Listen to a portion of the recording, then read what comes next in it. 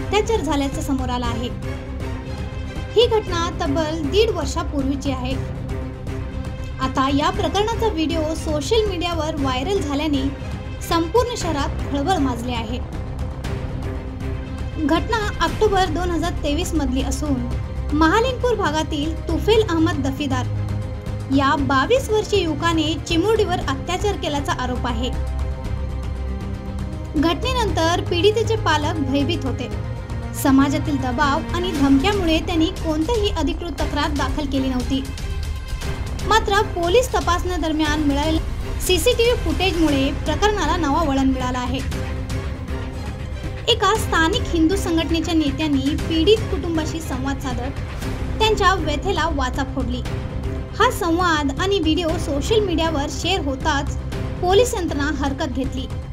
मुरगोड पोलिसांनी त्वरित हालचाल करत आरोपी तुफेल अहमदला अटक केली आणि त्याला हिंदलगा कारागृहात पाठवण्यात आला आहे। या प्रकरणी पोक्सो कायद्याअंतर्गत गुन्हा दाखल करून तपास सुरू आहे। सवाल असा उपस्थित होतो की एका बालिकेवर अत्याचार होऊनही 1.5 वर्ष उलटलं तरी तक्रार नोंदवली जात नाही। समाजातील दबाव इतका भयानक आहे का? पोलिसांनी स्वतः पुढाकार घेत ही तक्रार नोंदवून आरोपीला अटक केली।